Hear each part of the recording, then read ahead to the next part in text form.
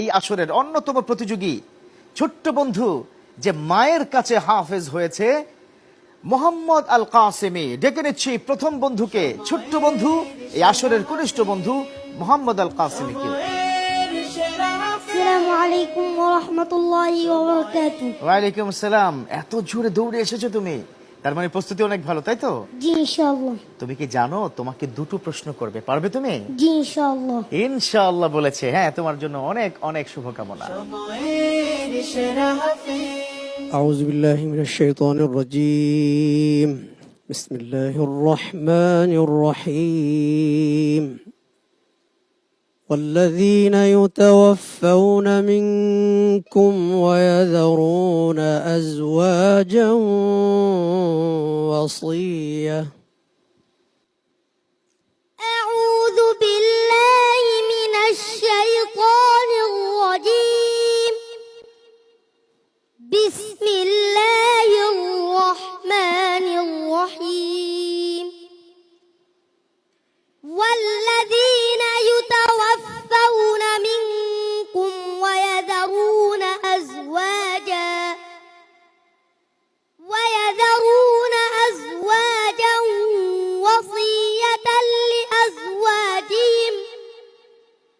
وصية لأزواجهم متاعا إلى الحول غير إخراج، فإن خرجن فلا جناح عليكم فيما فعلن في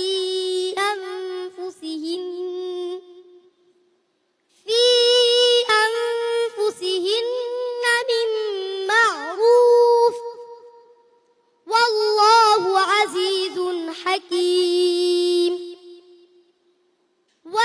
وللمطلقات متاع بالمعروف حقا على المتقين، كذلك يبين الله لكم آياته لعلكم تعقلون.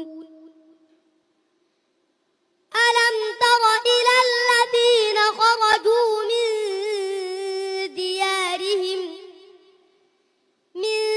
ديارهم وهم ألوف حذر الموت فقال لهم الله موتوا ثم أحياهم، إن الله لذو فضل على الناس ولكن أكثر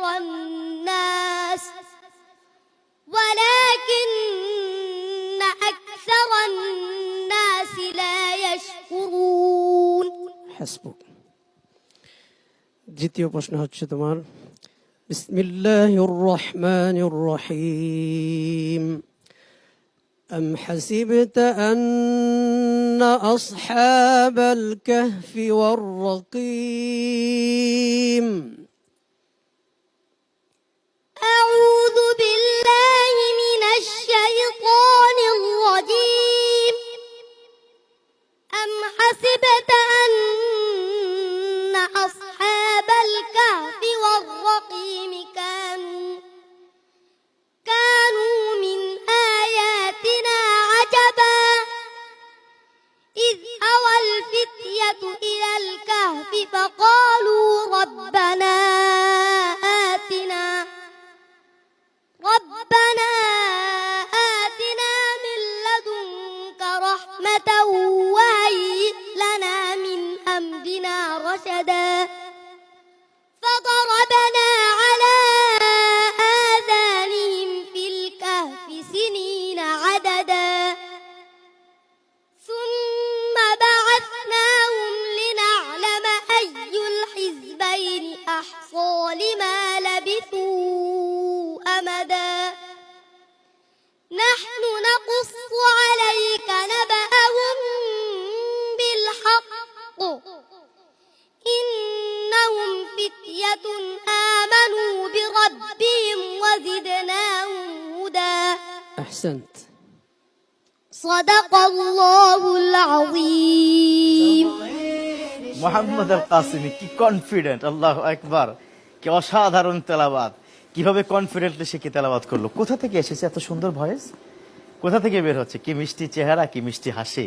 যে যিনি বিচারক, আপনারও দেখলাম মুখে খুব মুচকি হাসি। যে প্লিজ একটু যদি বলতেন। জি মাশাআল্লাহ, খুব হাসি খুশি এবং চমৎকার তেলাওয়াত করেছে মাশাআল্লাহ। প্রশ্নগুলো কিন্তু আমি কঠিন করছি।